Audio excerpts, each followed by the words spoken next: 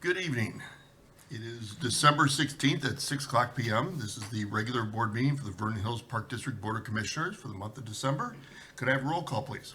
Commissioner Robbins? Here. Commissioner Senti? Commissioner Kessler? Here. Commissioner Geraldo? Here. President Dorheimer? Here, if we could all stand for the Pledge of Allegiance, please.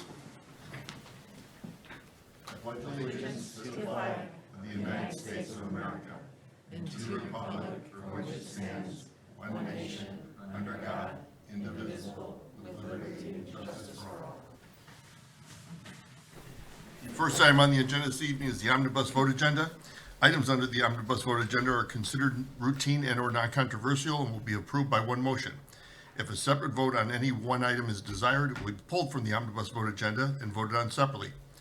Items included in the omnibus vote agenda for this evening are the minutes of the special board meeting dated November 18th, 2021, minutes of the regular board meeting dated November 18th, 2021, payables and payroll through November 18th, 2021 in the amount of $1,177,680.33, and payables and payroll through December 16th, 2021 in the amount of $628,286.59. Could I have a motion to approve the omnibus vote agenda, please? So moved. Second? Second.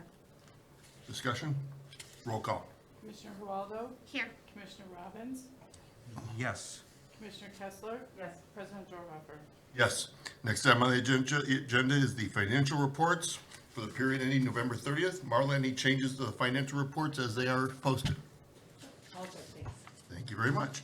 Next item on the agenda is welcome to visitors' public comment period. Anyone wishing to address the board? Then I would like to ask Chris Mayer, to please attend the podium with me.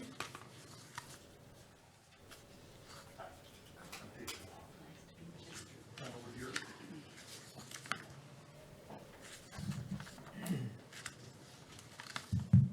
Got a little something to read here, and you are? I'm Chris's daughter. Nice to meet you.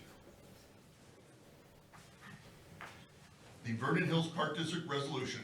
Whereas the Vernon Hills Park District and the broader Vernon Hills community lost a founding, valued member and leader of death of Henry A. Mayer. And whereas Mr. Henry Mayer is extremely instrumental in the formulation of the award-winning Vernon Hills Park District.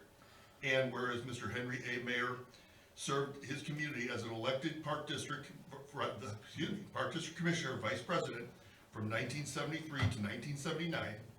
And whereas with great admiration that the Vernon Hills Park District recognizes Mr. Henry A. Mayer for his significant contribution and remarkable achievements to our community. And whereas the Vernon Hills Park District Board of Commissioners would like to pay tribute to his service by planting a tree to the district.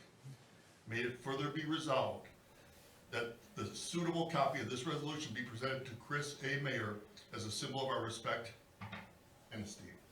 Thank you so much. Thank you. This is beautiful. Would you like to say something? We lived across the street from the Sullivans, and when Hawthorne Mall was being built, and when the village was starting to expand, Mundelein wanted to get our park space.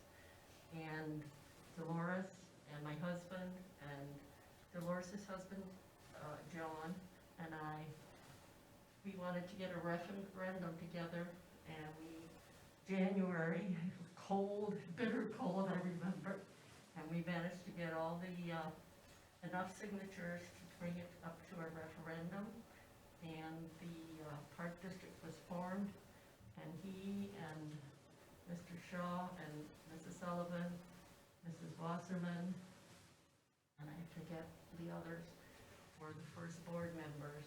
And if you all enjoy your parks, like your aquatic center, it's thanks to them.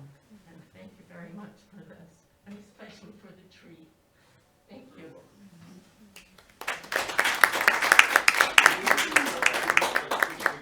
All the commissioners, Yeah, please? can we wait on that, Dave? I'm having trouble with that. Oh, okay. Can you stick around for a couple seconds, please? Certainly. Yeah. Worst case, can you use your phone? I mean, phones are good. We're in over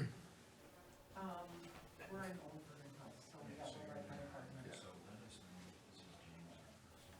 Okay.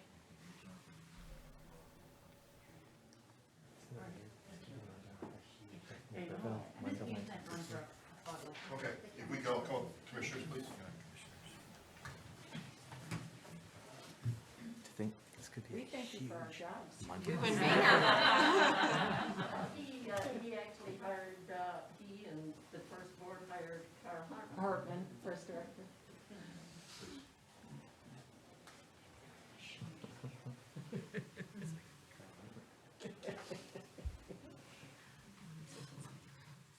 I'll just take a few.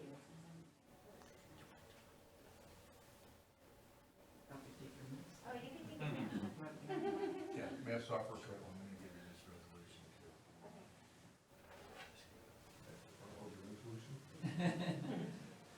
All right.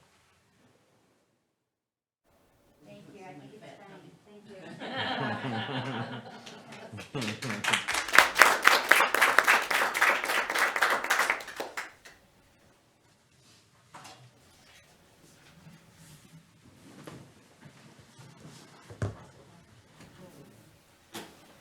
Certainly your choice if you want to stay, but we're here for probably another hour potentially, so anytime you want to get up and you're not gonna, it's not a problem. I don't think so.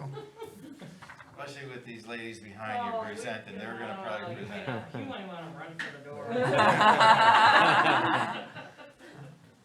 Next item on the agenda, I'd like to invite Emily Reed and Michelle Goodeve from Integrated Lake Management to the podium for your presentation, please. Thank you.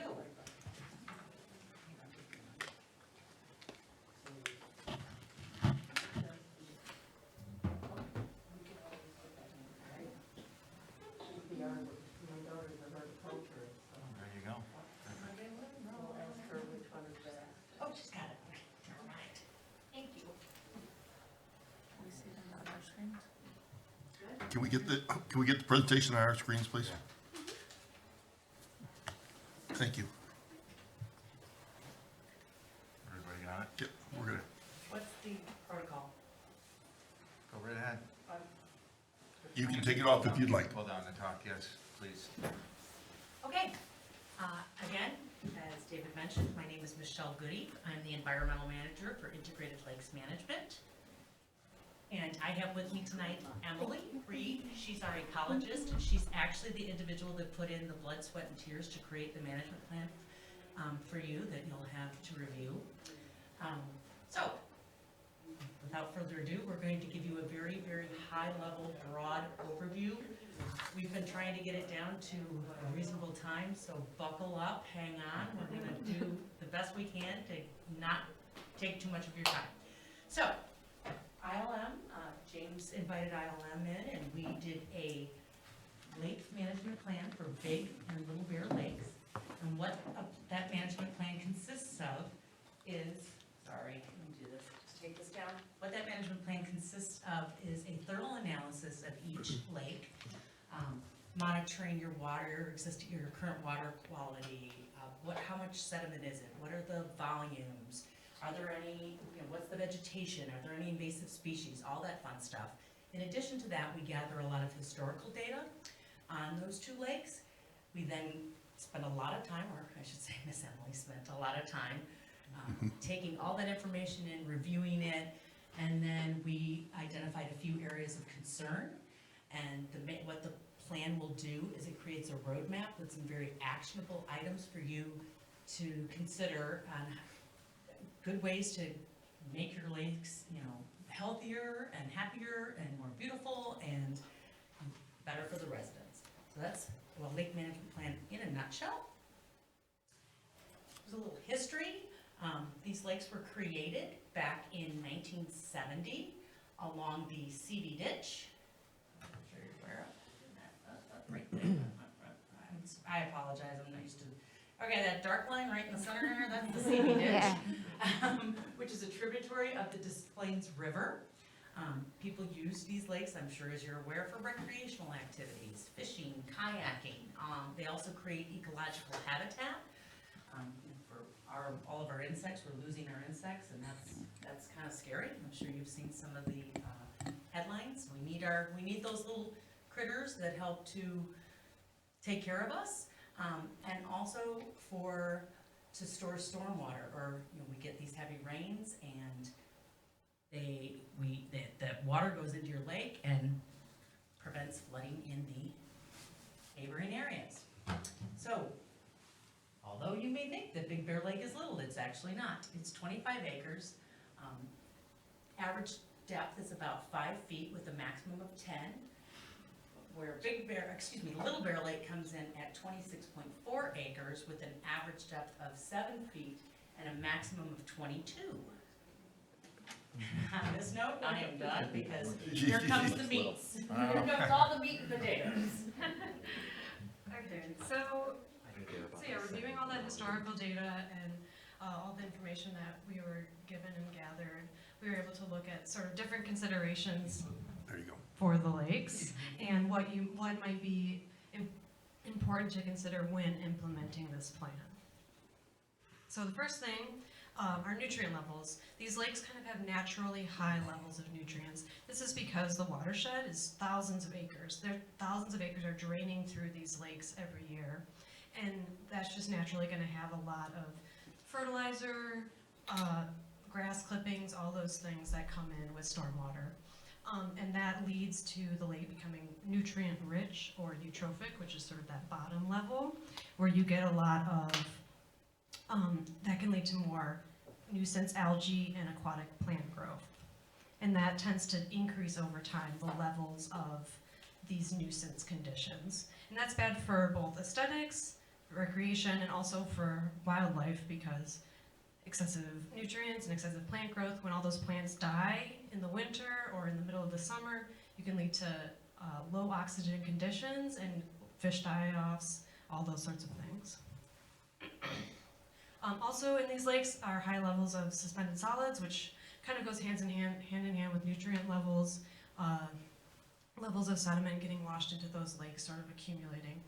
And there's not necessarily too much to be done other than this sort of nice imagined future where there's, no stormwater runoff and everything is filtered, which, could happen someday. But dealing with what we have right now is sort of higher levels of sediment loads, particularly in between Lake Charles to the north and flowing into Big Bear Lake. There seems to be a little bit of an increase in sediment, which could be due to either there's the golf course, there's sort of these detention ponds. That wasn't part of the scope of this project, but looking into that in the future could be useful to see if there's any stabilization or any reductions that could be part of that. Also in these lakes, as noted, with the high levels of nutrients, you tend to end up with high levels of aquatic vegetation because essentially this becomes a nutrient soup of sorts.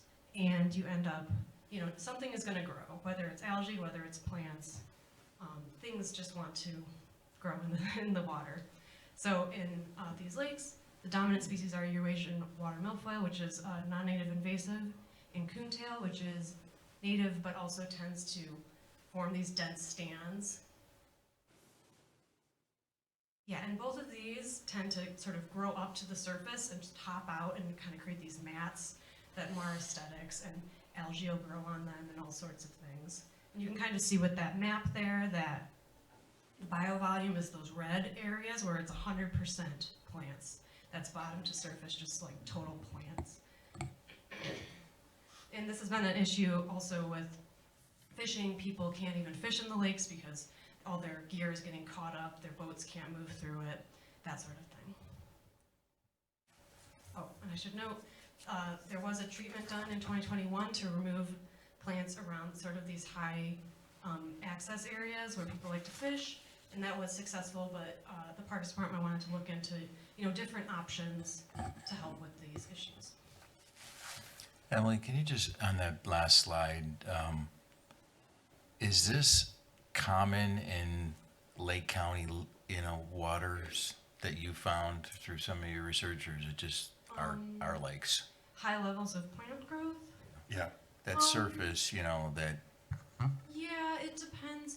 The lakes are relatively shallow, If the deeper the lake, of course, you're gonna have less plants getting up to the surface. So especially Big Bear Lake, I think maximum depth is 10 feet. So any of those sort of shallower areas, you're gonna get some plant growth. Also, Eurasian water milfoil is an invasive species, so that one tends to kind of take over. So controlling that is sort of a main goal of a lot of lake management plans, because it just kind of creates these giant masses. But yeah, a lot of lakes, well, I can check on that.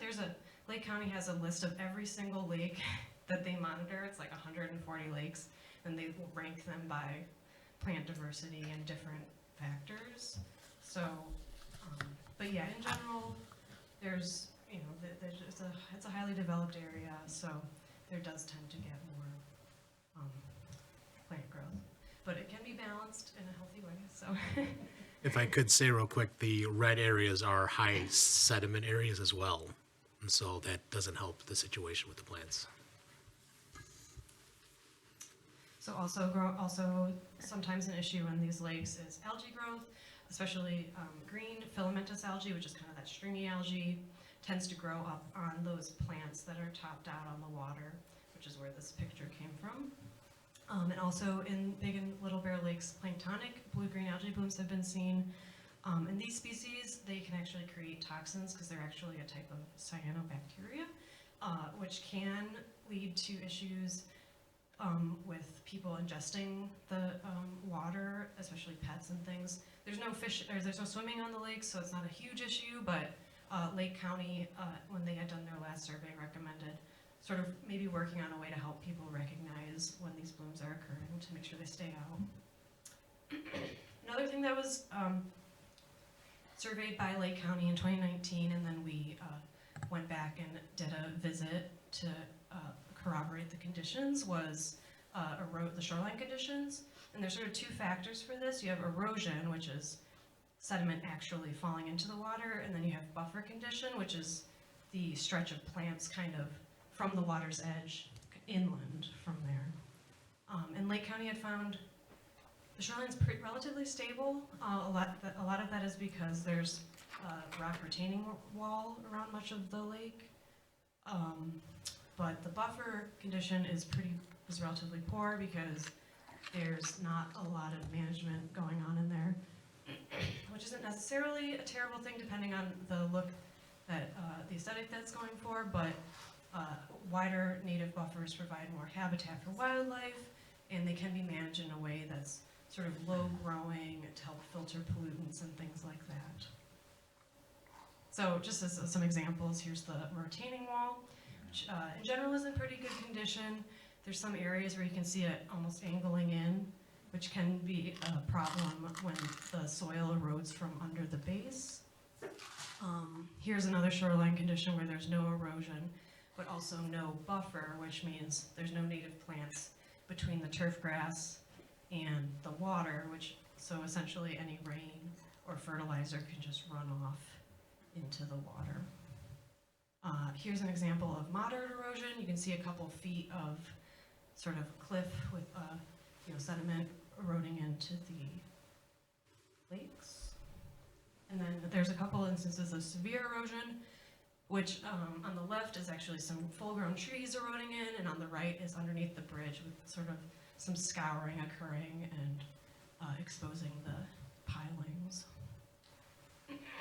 And again, the buffer conditions, you have what Lake County classifies as poor buffer, which is no native plants and sort of a narrow area between turf grass and the water.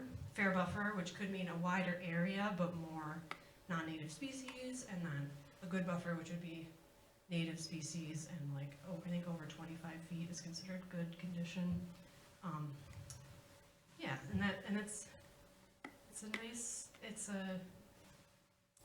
There's some good examples, and it does take a little bit of time to turn it into that, but once you get to that good condition, every year it tends to be less and less maintenance because there's no weeds in the seed bank, and you don't have to perform as much maintenance, and it sort of becomes a self-sustaining thing. So from those different considerations, which there's a few more in the plan, but I'm trying to stay on time here. We set 4 goals, which are goal 1, manage aquatic vegetation and algae to promote native aquatic plant communities. Goal 2, increase the ecological value and stability of the shoreline. Goal 3, enhance the water quality of Big and Little Bear Lake. Goal 4, continue improving the fishery and other recreational opportunities on the lake. And nestled under these goals are what are known as objectives and actions. Objectives are sort of measurable outcomes that can be evaluated to determine if you're meeting your goal. And actions are what you would actually, those activities that would actually be done to meet those objectives. And that's useful here in this tiny figure that you definitely can't see, but it's in the report. And it's sort of a table broken down with the goals on the left, objectives, actions, and then a timeline on the far right for 5 years. And the dark blue are items that could be done within the current existing budget.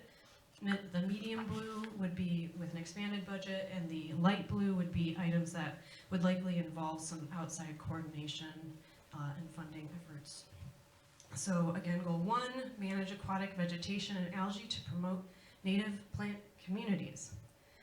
The main consideration with these lakes, because of the nutrients in them, that we come across a lot is preventing it from what is known as flipping to being algae dominated, because it's actually relatively easy to kill all the plants if you wanted to, but the problem is those nutrients are still going to be in there.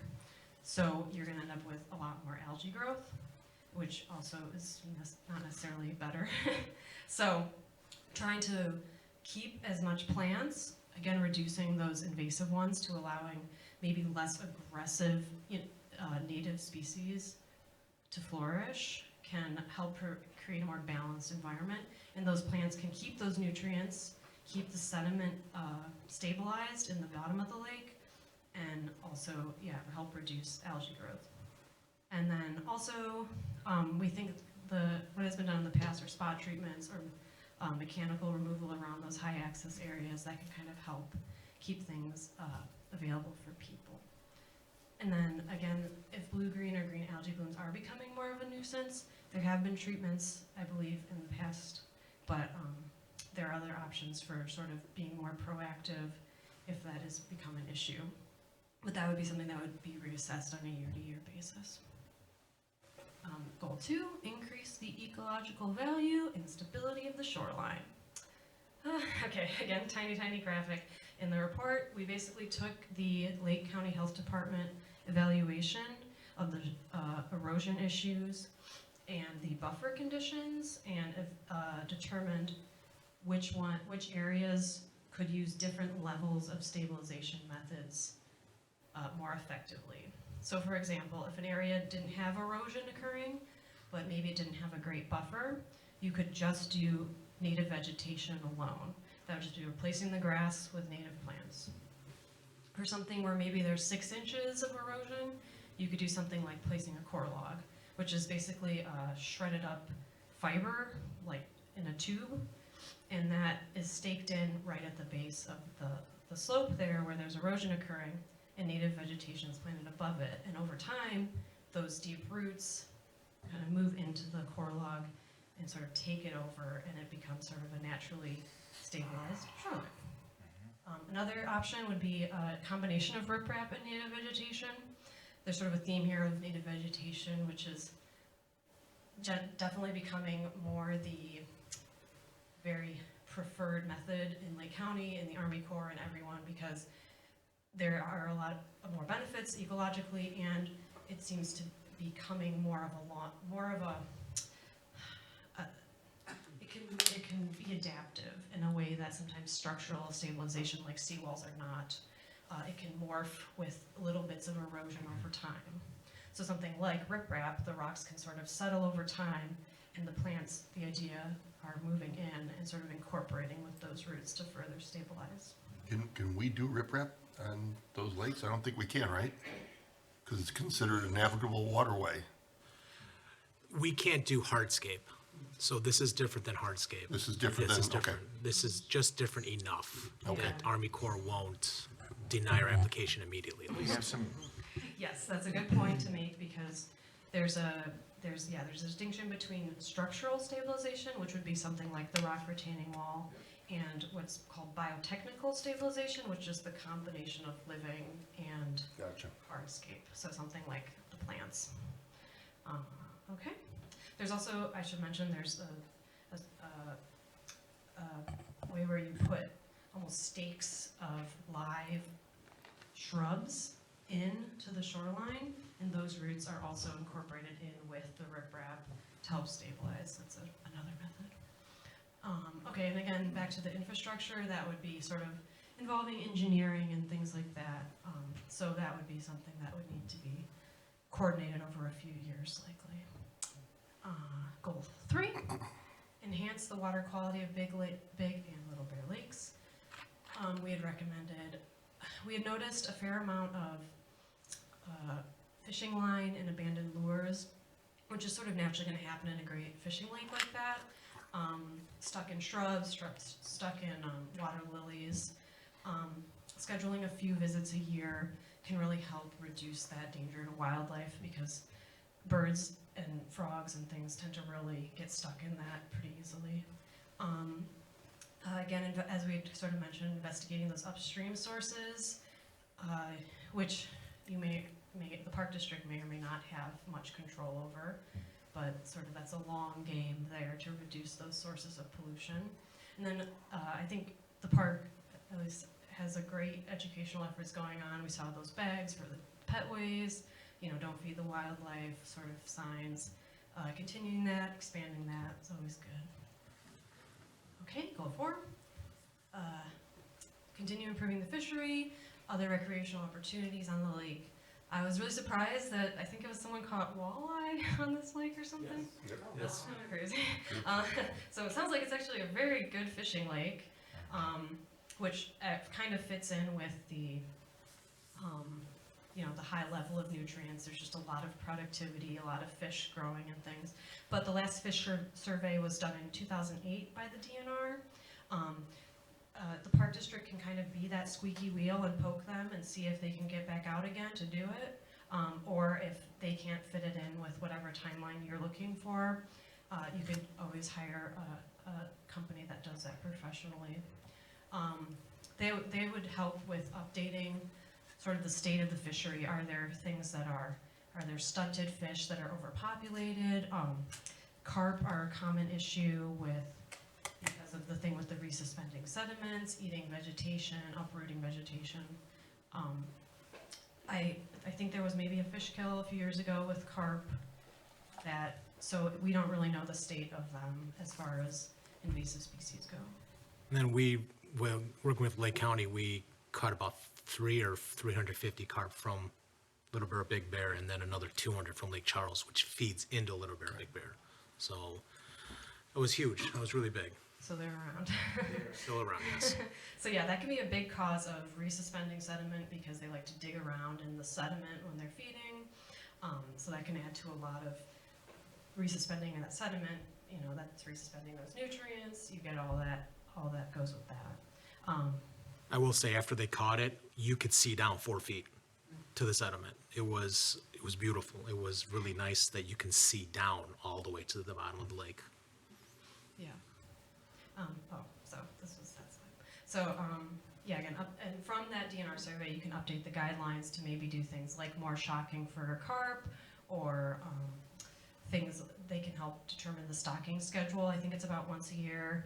They can determine what species might be best suited to stock, things like that. And then also, you can even post signs to encourage carp removal for people that are fishing, things like that.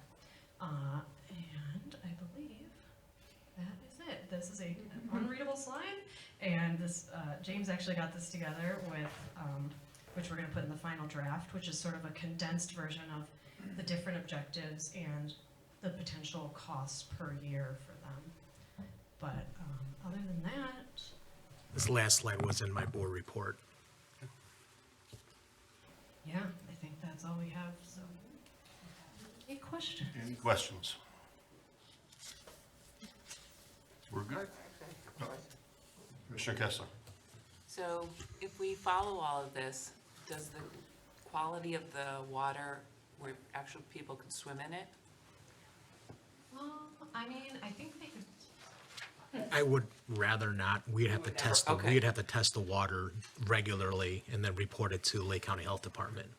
Okay. So that's, I mean, dogs go in there and they smell pretty bad when they come out. Owners don't seem to mind, so possibly in the way future, it could be like Diamond Lake, but right now, no, I would rather recommend that. And the cost is just for the Big Bear and Little Bear Lake? There doesn't include any of our other lakes in our, Correct. Correct. thank you. Thank you. Any other questions? Ladies, thank you very much. Thank you. Greatly appreciated. Thank you. so much for having us. Next item on the agenda is unfinished business. Seeing as we have done, we will move to committee and reports and communication. Please step up to the podium. We'll go with Tom Ritter, Recreation Superintendent first. Tom?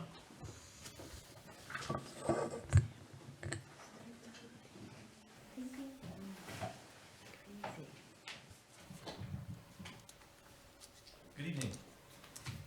Well, we're finally getting ready to play basketball again with our youth basketball leagues. We've missed it with COVID, so our youth teams are practicing now at the schools, and games will begin on January 15th.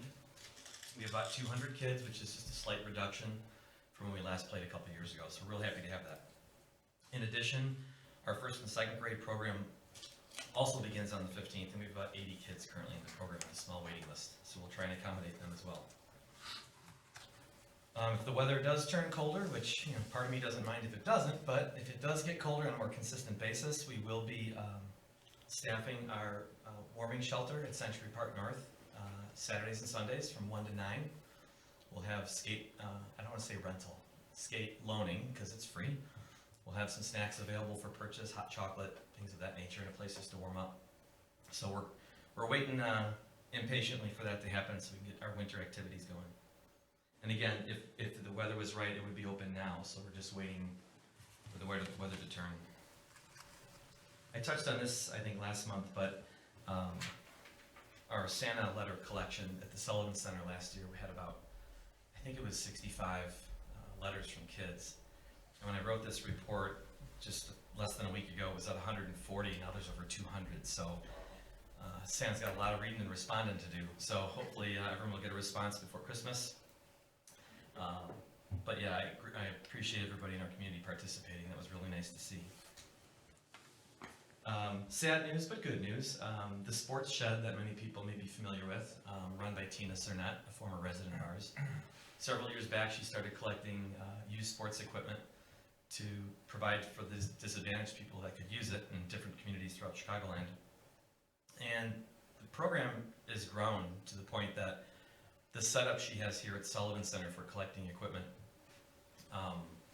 isn't as useful. It's just a different business model for her. So her last collection is going to be on December 30th. So if anyone watching has sports equipment or is a regular donator of sports equipment, now's the time to donate it. After the 30th, she'll do her last pickup. And basically, she's developed a pretty good working relationship with Play Against Sports at a variety of locations. The closest one to here is Northbrook. And she just said if anyone has stuff they would like to donate, please bring it there to Play Against Sports and ask them to apply the donation to Sports Shed's credit because she has a working relationship and it only helps her. So she's doing really well. She's based out of the city now, but it's just not working in this current format. So please get that by the 30th because if you bring it afterwards, I don't know what we're going to do with it. We don't want to have that building up. It takes up quite a bit of space. Just briefly, our Polar Express trips are this weekend. All 3 are sold out. We're looking forward to that. We have a bunch of carolers from Vernon Hills High School that are going to be there to enhance the event. We're really excited. They have a very good turnout coming. We still do have openings for the New Year's Eve party on the 31st. For those that are watching this, it's a family event from 4 to 6:30, so the evening is still free, but we do a balloon drop and we have dancing and the DJ. We open up the gym for playing games and sports, and we will have ice cream available, and we also will be selling pizza and drinks. So it's a nice evening. Probably doing this for about 10 years. It's a great event. Looking forward to 2022. Our first event will be Winterfest. That is a free event, so just mark your calendars for January 15th. It's a Saturday from 11 to 2. It's held at Century Park Pavilion. People love the free spirit sled dogs that come out and do a demonstration. We do horse and carriage rides, obviously sledding and skating if it's available weather-wise. We have a campfire, get the marshmallows and s'mores going, and this year we're adding a go walk around Big Bear Lake, as well as some children's activities in the shelter building. It's a snow or no snow event, so feel free to show up regardless of the weather. And finally, over the holidays, we always do a reduced price open gym. Open gyms are always successful here, but the holidays it's quite busy. So from December 20th through January 3rd, the times vary, so I encourage people to look at our website for our open gym schedule. But open gym for children 18 and under, including District 73, they only pay $2 to play. And that's my report, if anyone has any questions. Any questions for Tom? Thank you very much. Next item on the agenda, Finance and HR Superintendent Marla DeSico. Marla? Good evening. Since we were just talking about rec, I'll just mention once again, I think I mentioned it last month, that revenue from recreation remains very strong. So I think just that's a very good indicator that we're really coming back. We are at 82% of the revenue we budgeted for this fiscal year. We're only at 50% of the year. And our expenses are spot on at about 53%. So very good indicators. I just wanted to mention the levy that you will be approving tonight. It must be filed in Lake County by the last Tuesday of December. So there's always this kind of short window since we do our levy in December. So I will be taking that to Lake County on Monday. And then we wait till kind of March, April, till the Lake County finishes their levy calculation cycle. Then they will contact the Park District, and then we will do the cutback, because we're waiting to find out what the actual EAV is and some other numbers that they collect. And that's why we do this balloon levy. We always ask for more than we expect to receive, so we don't leave any money on the table. And then once the actual figures are known, then we'll cut back to those numbers. And then I just wanted to mention that Paderma has recently hired a new general counsel, Andrew Fisk. And why this is interesting is they've never had 3 attorneys on staff in the past. And it's just such a great resource, because along with the money that we pay for no additional cost, I will say Jessica and I call them quite often, human resource issues, liability issues, property issues. Jeff's been working with them with these ComEd issues, so they're just a great resource. And now with an expanded attorney, they're going to be providing more resources for wage and hour issues, immigration counseling, and contract services. So they also are a great resource for reviewing any contracts that we sign. So that was a good development. Any questions? Commissioner Robbins?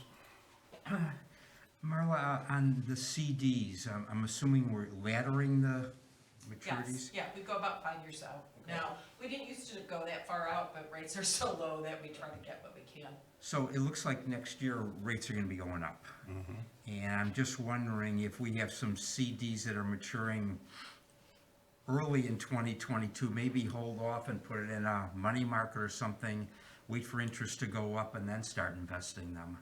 Yeah, and that's the whole point of doing the laddering, because, you know, every year some are coming due. I don't have the exact number in front of me right now. And then every year we look at, you know, we're gonna have revenues coming in for Lakeview. How long are we gonna be holding that money before we need it for the construction? Sometimes we'll do shorter term CDs because we're gonna have some money for a short time on our books, so we reevaluate our cash flow every year. Any other questions for Marla? Thank you very much.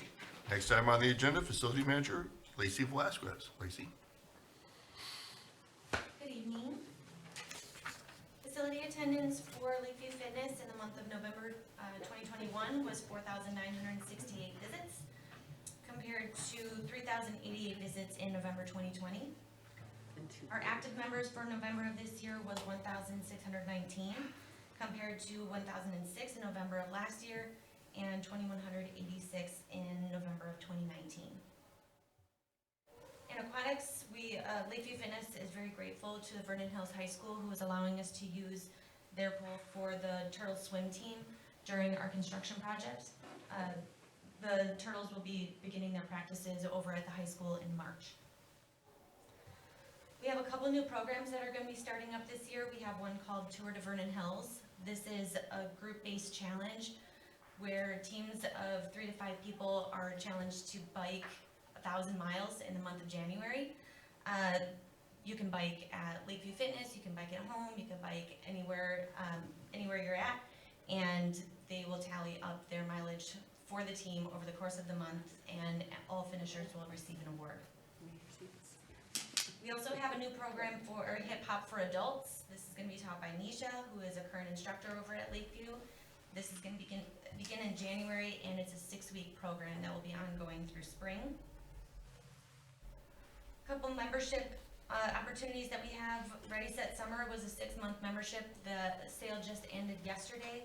We ended up selling 6 total memberships of both the primary and the additionals, with a total of $6,670 in revenue. And we have our winter break special. We've sold 16 passes so far. It's the 30 days for $30. That's my report. If anybody has any questions. Any questions for Lacey? Thank you very much. Next item on the agenda, Marketing and Communications Manual, Cheryl Buman. Cheryl? Good evening, everyone. I'm going to skip around a little bit. I hope you all noticed our little Sully's Library. Just this morning, the Cook Memorial Aspen Library staff came over and they supplied us with some books. So we have this ongoing partnership. We just saw that area that was in the corner kind of underused, so our maintenance staff turned it into a nice little cute little library, and Cassidy worked her magic and made a nice sign for it. So this is going to be where it's a free library. When people are in the building, they can, if they're waiting in the lobby area, they can take a book, read it. If they're not finished with it, they can take it home. We just ask you to return it when you're done so others can enjoy it. And as an ongoing thing, we'll be supplying new books throughout the year, and we'll reevaluate it as it goes. So that's new to our Sullivan Community Center. We have supplied photos for the IAPD Give Us Your Best Shot. We do it every year. We're hoping to see our photos win this year. We have started a new partnership, a new media partnership. It's called the Libertyville Area Moms Network, and it does go more than just Libertyville. But they have, they work with us with social media and ad placement. They have specialty types of media outlets where one thing is called Meet a Mom. So we had a mom who is she's actually our PAL supervisor, but also her children are in a lot of programs. She wrote a really nice article about what she does for our park district with some photos of her children, and they posted up on the site, and it had 2.2 thousand impressions, and 967 people really enjoyed it. So it's a nice, new, fresh outlook to get the word of the park district out. We can also place ads and any information, even now hiring type of things, which we did have some hiring up there also. So we will evaluate. They give us reports on what our ads do for them, or do for us actually, and we can reevaluate how it goes. Social media was big this month. We have a total audience of almost 7,800 people. I wanted to thank Sergio from the Village Public Works staff who built our mailbox for our Santa letters. That was one of our top posts. I won't go through it all. I have it in my report, but thank you to Sergio. He just did that for us, the goodness of his heart, and the kids obviously loved it. Our gingerbread house raffle, social media raffle is over. We had 23 people send in their houses. Every single one of them was wonderful. Kids took a lot of time making them. We just randomly chose by picking numbers 3 to give our saucer sleds to. So thank you to all the families who participated in our gingerbread. Our Gold Star Year Loyalty Program is off to a great start. Just want to remind every person, whether you register for a program online or in person, come to our front desk and you can pick up a raffle card if you don't have one, and for every registration you'll get a stamp. After 5 stamps, we'll put it into our box, and seasonally we'll be choosing a raffle again to win a gift card for our park district. Although I don't have this here, I think I've mentioned in past along with that, for the whole next year, we're doing Sully Awards. And that's just someone can nominate themselves or a young person in our community about something they did that was just nice, you know, just thinking of others and just showing people that everybody's can do nice things for others. So we had really, 2 young ladies were nominated. We selected them for their thoughtfulness and their compassion towards others. I am going to be creating a Sully Awards page on our website, so all the people who are nominated, so everybody can read about them. That should be up in about a week or so. That is all I have for this evening. Any questions? Any questions for Cheryl? Commissioner Kessler? So I think that the Sully Library sounds like a great idea. Are you encouraging residents to donate a book or bring a book in, or are all the books just coming from the library? At this time, since it just started today, right now we're just going to work with the library solely, and then we're going to reevaluate how often books are, taken and then returned, and if we need more books, then the library can handle. So right now, we're just going to work with the library, but I'll keep you updated as time goes on. Follow-up question, and is there an age range of books that you're appealing towards? We have 3 shelves, and we have a shelf for preschool, which are the bigger board books. We have the youth juvenile books, and then we also have adult. Nice, So we'll just evaluate and see how it goes. thank you. Commissioner Geraldo? I had a similar question around whether you were accepting donations or not. Thank you. Yep, thank you. Thank you. Next item on the agenda, HR Risk Manager, Jessica Mitchell. Good evening. Open enrollment concluded and all benefit eligible staff, medical insurance and FSA plans have been processed for 2022. A process for our annual audiogram testing for parks and maintenance staff was developed using our NeoGov software. This results in automated reminders and direction for our full-time staff to set up their testing at Advocate Condell Immediate Care, and this meets our hearing conservation needs that we have for our policy. The new hires that were onboarded during the hiring bonus promotion have met their 90-day requirement in order to get their hiring bonus. We ended up having 3 employees that met that. That includes 2 from PALS and 1 from childcare. And we also want to thank thank you to our community volunteers. We had, last time I counted, 38 new volunteers come on board for the, most of those are for the youth basketball program. And that concludes my report. Any questions? Any questions for Jessica? Thank you very much. Next item on the agenda is Park Superintendent James Kim. James?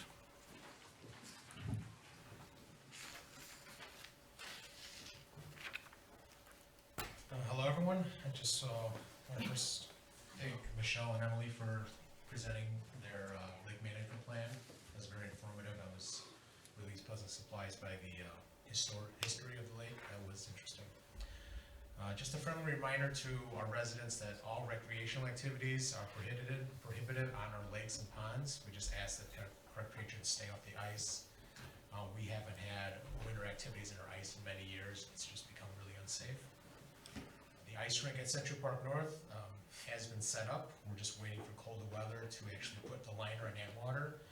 If you need more details, please visit our website or check the phone number for Hotline.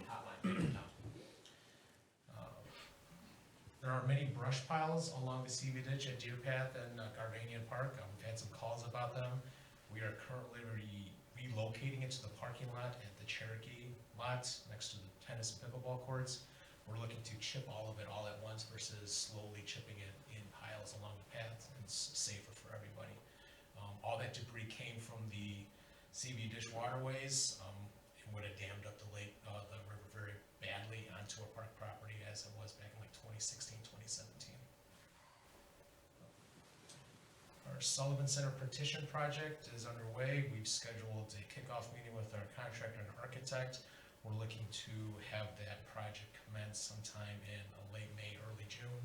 It seems like a long way out, but working with recreation staff, it seemed like the best timing as they're very limited programming. Preschool's gone, camp hasn't started, so we feel a 4-week window is not plenty of time. And that concludes my report. If there's any questions. Any questions? Commissioner Geraldo. In the lake management plan, are any of the assumptions built into the forecast that we reviewed last week? Like their recommendations, is that Oh, none of baked those in? numbers were in that financial forecast, no. Okay, thank you. We lost a tree in Deer Path, or is that on our property? It's right on the border between our property over by Willow Lake. Big tree. Oh, that, I have to go take a look at that. There is a gray area over there behind those houses. That's ours and not ours, even coming east, south, and north. Yep. Yeah, we'll have to take a look at that. Okay. If it's questionable, we'll call the village and we may just get it done. We've done that in the past. We'll just work together and just leave the resident out of it completely. Okay, thank you. If I could just add, even though that specific project isn't built into the forecast, in a sense, the money is built in there because every year, whether it's through capital funds or through park funds, we pick different projects to do each year. So project money is already in there. It's just not identified where it's going to be spent. Okay. So it doesn't mean that necessarily that expense would go on top of the money that's already in there. We would just have to identify it as belonging to that project. Okay, yeah, I thought on one side of her slide, it showed like currently in the budget versus like incremental need, right? So I didn't know what we had in our forecast or not. Yeah, it probably would cover, maybe not like when she was going to the point of needing partners and really larger scale, Yeah. but more of closer to the cost we spend on average projects a Already, year. yeah. Yeah. Okay. So the current, the language is current budget. We budget about $4,000 to $5,000 a year currently. We always have. So that's if we only budgeted that for the next 5 years. The additional funds is if we bump that number to 10, 15, 20, 30,000. And then there's a lot of grants out there in the next couple of years. So this plan was gonna help us jumpstart to get some of those grant monies. Thank you. Thank you, James. Next on my agenda, Executive Director Jeff Hoosier. Jeff? Okay, thank you. And bless you. Sorry. Bless you. And just, I'm gonna piggyback on James and Marla with just Janice, your question too. So we'll, James and I will meet with, just ILM that just presented about, you know, where we're at in terms of maybe investing in, how much we want to invest in improving the lake management. And so that'll be included in our capital improvement plan that we're gonna, do a workshop next month with the board, and we'll come to you with just, you know, those are talking points. How much do you guys really feel comfortable about investing, so we can try and do some of the goals that were presented, and how, you know, how really achievable are those for those particular water properties. You have before you tonight the levy ordinance. Marla just talked about that, and our assessment of taxes. That's a required adoption for the board every year this time of year. The Lakeview Fitness update, that project, we're at 100% completion with the drawings. That project will, this Tuesday, the 21st of December, we'll have something posted on our website with the drawings. The bid opening is scheduled for Thursday, January 13th. That may be pushed to the 20th, depending on Camosi's reaction to how many specific vendors line up to actually want to bid on certain trades. And they won't be able to assess that until they get closer to the 13th. Inevitably, what happens with these large-scale projects, because it's not uncommon that we could get 100 bids on all the different, you know, trades. And a lot of times they come in last minute, or somebody who's a door person or a window person, they might say, well, I haven't had enough time, can I? And so they just have to weigh that. We're just kind of holding both dates open right now. And again, to remind, we do have a special meeting with the park board on Thursday, February 3rd. We're flexible with time. I know some of you have other commitments, but we would just need to know specifically so we can announce to the public what time we want to hold that meeting. And that's going to be a very important meeting. I think it'd be great to have all of you here live, because quite frankly, the budget you approved back in July for 3.7 million, it's very likely that we're going to exceed that based on the current, you know, numbers that are coming in on other projects of the same size. So we'll have to make some decisions with that, and it'd be great to have you all here live. In your packet too tonight is our annual strategic planning report card. We share that with the community. That gets posted on our website. So our leadership team we work on that quarterly every year to just provide the public with just updates on all of our initiatives within that plan. Again, reminder here about the IAPD-IAPRA Annual Conference that's scheduled for the 27th through 29th at the Hyatt downtown Chicago. You should all have received information on your registration, on your stays. If you have any questions relative to that, I would ask you to contact Amy. She's kind of the steward on that for you, so she can answer any of your questions relative to that. We do have a capital improvement project workshop scheduled before our next January board meeting. So we're meeting at 4:30. Again, this is a public meeting. We've blocked out 90 minutes of time to present and discuss. You'll get the plan at least a week in advance. So if you have any questions, feel free to contact me before the public meeting. And then we'll have our regular scheduled board meeting immediately following at 6 p.m. Two other items that were not in my report. One, just I wanted to give you an update on the ComEd issue. I know I discussed last month with the board kind of this angst that we're facing with ComEd and this agreement. So I've been talking a lot with Brett Davis, who's the CEO of Paderma, just on specifics of what they can cover and what they can't cover with that property. And that's what positioned us to have to go to this slip coverage, this basically supplemental liability protection.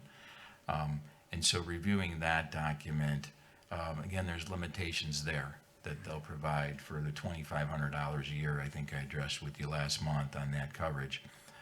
It still doesn't really position us to feel comfortable because of the language in this agreement, which basically completely indemnifies any liability for ComEd on any occurrence on their property.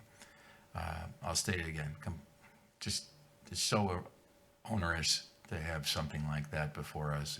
It's absolutely insane. So further from there, I've been in touch with Senator Adrienne Johnson when we had our public officials meeting a month or so ago. I just addressed it with her as just kind of a sidebar, and so she's taking it on right now to potentially go to some of the leadership at ComEd, which I think we need to do. Brett Davis, our CEO at Paderma, and Adrienne and I had a conference call yesterday, just to talking points for Adrienne. She was considering addressing it in a form of a bill. We don't want to go that far because, we feel like ComEd still, we need to use the property. And so we're going to try and just address what we consider some fair talking points in the agreement, and hopefully that they will listen. We don't know, but that's kind of next talking points that I just wanted to keep the board apprised. We're still going to have to acquire this supplemental insurance, but long and short, if we had a large claim for something that occurred on the property, nobody could sue ComEd the way this is laid out, and that's what we're just trying to get things fair. The one thing that Brett also addressed with me is Paderma did a survey a few years back with all of their members, and for the benefit of the board, there's how many members in the pool, Marla, Paderma? 150, maybe 160, something in it. Right. Yeah, mostly park districts. And there are about 20 park districts that already have agreements with other utility, NICOR, maybe a railroad, and nobody has these kinds of components or clauses within their agreements. And so that was pointed out to Adrienne as well as maybe something to share with them, and Brett's going to work with her on that. So that's kind of where we're at with that. We're going to continue to sit tight until we get a little further with some decision making on that. Lastly, I got from Rich Clark. Rich, we invited to our last month's meeting. He's our aquatic engineer consultant with this potential future project we want to do at the Aquatic Center. And so I'll share those with the board and just forward you an email with potential future improvement costs. Suffice to say, they're a little bit north of what we talked about just a month ago, and a lot of that is just site work that we're looking at doing, and then just some of the other consultant costs that kind of go with everything. So I'll share those with you, and he also had a vendor supply us with just some renderings of some of the proposed things we're trying to do. So that's all I have. I'd be happy to answer any questions, and before that, I just want to wish the board a very happy holiday and a happy new year.